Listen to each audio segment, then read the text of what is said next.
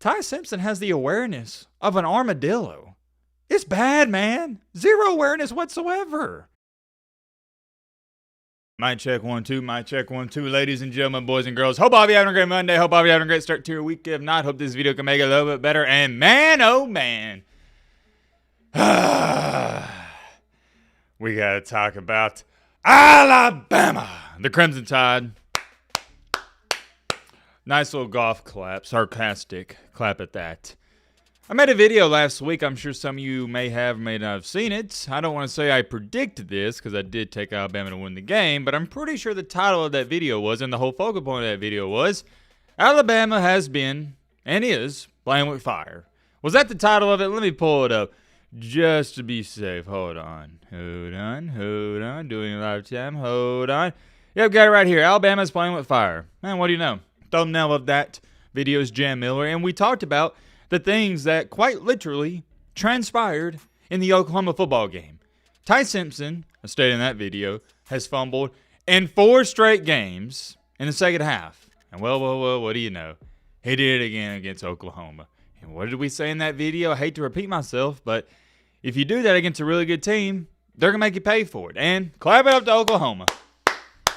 It's a double-edged sword because you can sit up here and say, and I've done that, well, they beat themselves against Oklahoma, which is true. But 2 things can be true.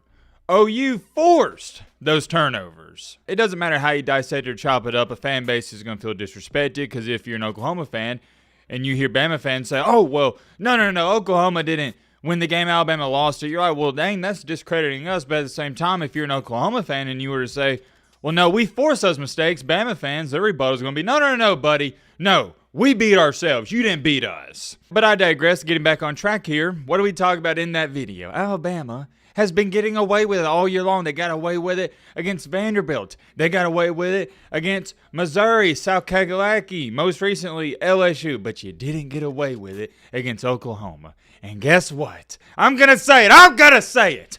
When I was a young buckaroony, I was growing up, I love fires. And I always used to build them with my grandfather and whatnot. And I was real young. I was probably about, I'd say 7, 8, 9 years old, around that area. And my grandfather told me I was just poking the fire, adding stuff to it, just doing stuff that didn't need to be done. And my grandfather told me, he said, Matthew, you keep messing around with that fire, son, you're eventually going to get burnt. And like every 7 and 8 year old out there, thought I knew everything in the world. I was like, yeah, whatever, granddaddy, I'm fine. I'm not going to get burned. I know what I'm doing. It wasn't that day. It wasn't that week. It wasn't that month.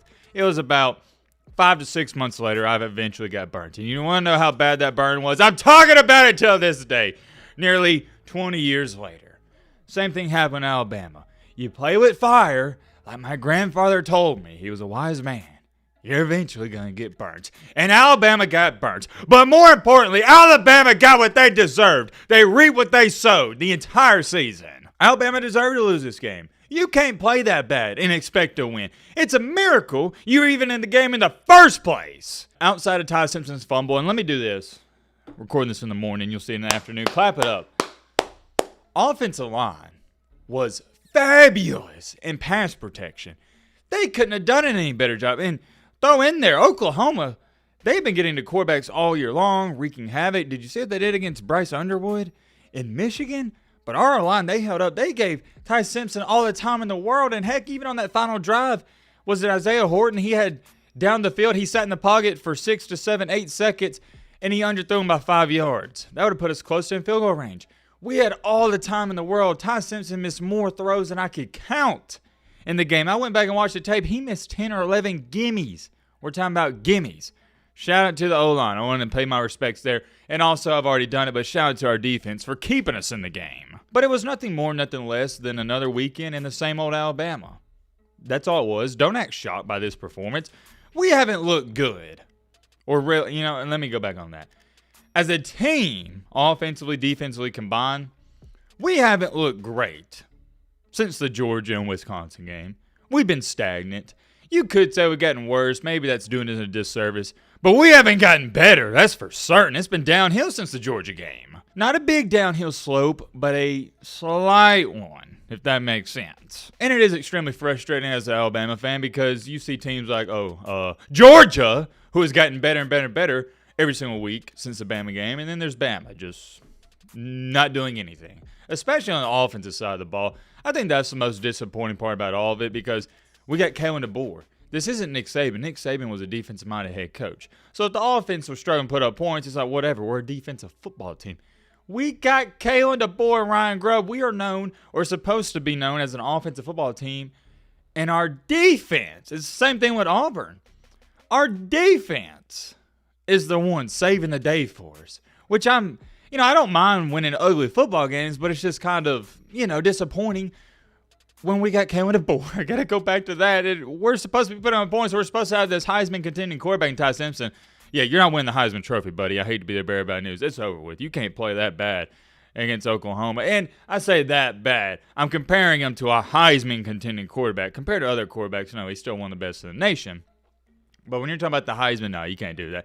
Especially with the 5 straight fumbles. It's just been something you can't overlook. You can get away with having a disastrous interception or fumble maybe 2 or 3 times a year, but doing it consistently, it's been consistent. That's the worst part about it. I'm not shocked to see Ty Simpson hold onto the ball for 10 seconds in the pocket and get sacked. And by the way, how come he can never hold on to the ball? I know some of these are blindside hit and whatnot, but it's like every single one. We never recover them or nothing. Shaking my head. I've been quick to praise Ty Simpson, rightfully so, but I also think it's time to criticize him and critique him. He was not very good against Oklahoma. Moving on from that, I'm sure we'll touch more on that in just a second. The run game actually wasn't too bad, but still hasn't been great. I'll take what I saw Saturday. I think we wound up with 80, 85 rushing yards. We did good enough running the football. I'll leave it at that. And hey, we put up 400 total yards of offense. You can't have 3 turnovers. You can't have a pick 6. You also can't give up a punt return on a 3 and out to your own, 20, 15-yard line. Everything we did, it points back to this. Yeah, we had a shot to win at the end. But when you look at all the bad things we did, it's mind-blowing we were even in the football game. And I talk about this all the time, and it is kind of a cliche thing to say, but it is true. In every single sporting event, whether it be basketball, football, baseball, whatever, the team that wins isn't the team that makes the most insane, legendary, and great plays like the Ryan Williams twirl 3,000 against Georgia last year. No. It's the team that makes the less mistakes, or the team that makes less mistakes. My apologies, better way of saying it. Did Oklahoma do anything mind-blowing in the game, like make some unreal Sports Center top 10 plays? No, not really. The interception was cool and whatnot. It was more so of they just didn't make mistakes, and that's why they won the game. And you only have 200 yards of total offense. That is why you win the game, because you didn't make a whoopsie-daisy. Gotta divert back to this. If you're an Oklahoma fan watching this video, it's much respect to y'all, but this is about Alabama. You're a really good football team. You made us pay for the mistakes, and that's what really good football teams do. Shout out to y'all. Let me address this before I forget. Ryan Williams. I know he has all the talent and potential in the world, but that's all it is, talent and potential. Hey, he didn't drop a pass in this game. Let's clap it up. But oh, wait. Just like the man, the myth, Lee Corso says, not so fast, my friend. He fumbled a punt return, which resulted in 7 points. You could say, oh, well, if that play doesn't happen, Alabama wins the game. Probably. And my whole gripe with that play was, this isn't high school football, man. You're not the man anymore. And when I say the man, I'm not talking about you're not head and shoulders above and beyond your competition. Why did he fumble that ball? Because there was 8 Oklahoma defenders standing next to him, and he's hippity-hopping back and forth, moving sideways, trying to do this twirly 3,000 spin move, trying to juke this guy.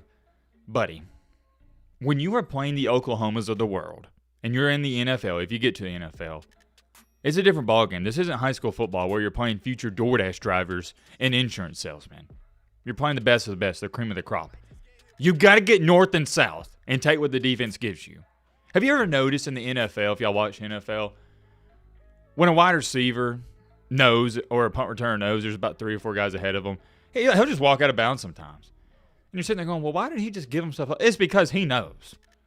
The only good there's not going to be a good thing now that I think about it. It's only bad things that can happen if you're dancing around with the football. And if you walk out of bounds, at least you're not going to take a hit. You're not going to fumble. And it's fine. You're just not going to get by these guys.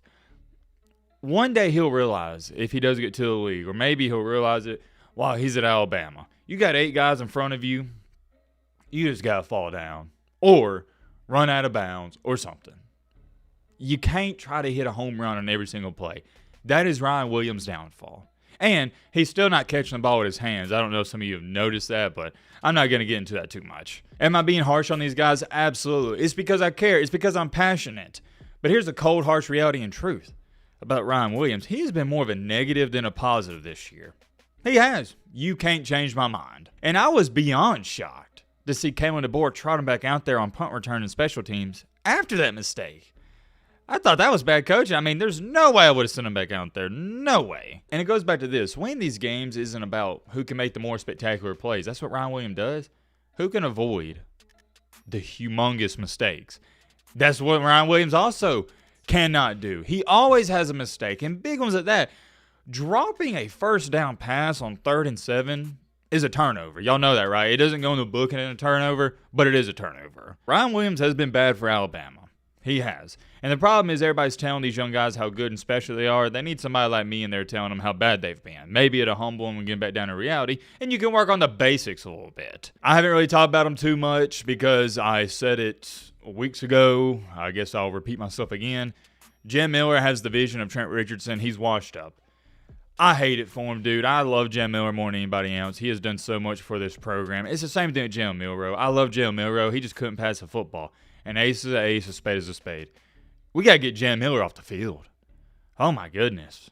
It's bad, man. You got to take off your Alabama glasses and look at it from an unbiased perspective. It is bad. Bad.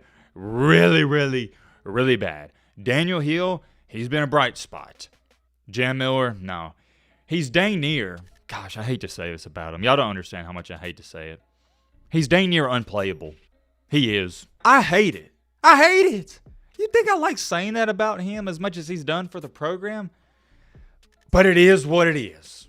It is what it is. But I get it. It's the same reason why Kalen DeBoer wouldn't bench Milroe last year. You bench a guy like Jen Miller, probably going to affect the teammate chemistry a little bit, and the team may turn on you. So you kind of can't do that, really. And you got to throw them in there and continue to play them. But at a certain point in time, you got to grow some kahunas as the head coach and say, you know what, my job is to put the best players on the field. And Jen Miller, he ain't even RB2. He's like RB3 or 4, in my humble opinion. I feel like we got to give Kevin Riley some more action. Sounds like I'm nitpicking. I'm just breaking down the game. So you take everything into account. Jen Miller stinks now. Can't run the ball. We had less than 100 rushing yards. Ty Simpson missed more wide open receivers in that game than I've seen him miss the entire season. He had the pick 6. He had the fumble. Golly, Ty Simpson played really bad in that game when you think about it. Ryan Williams, fumble, resulted in 7 points. Oh my gosh. How could I forget? Connor Talty, don't worry. I'll get to him. The missed field goal, where I guess you could theoretically say if you make that, you win the game, but I don't think you can play that what-if card too much because it changes how everybody operates after you make the field goal. Take that into account. Yeah.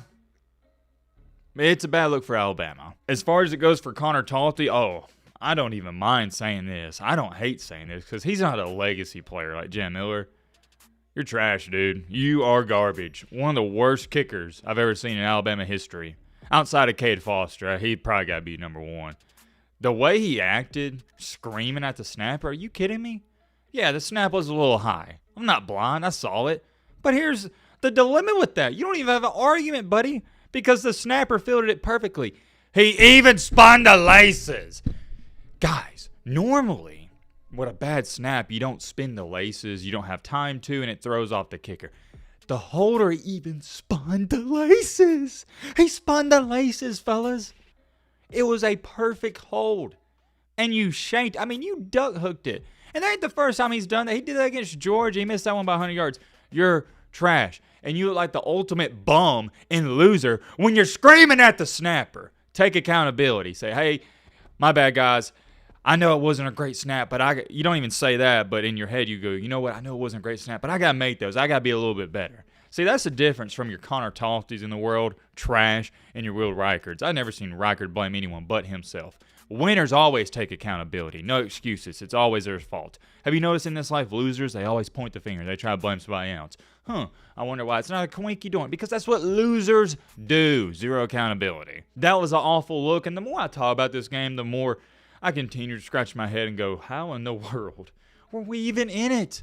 And it's because we are talented. We do have potential. But outside the Oklahoma game, guys, we have been playing with fire this entire season.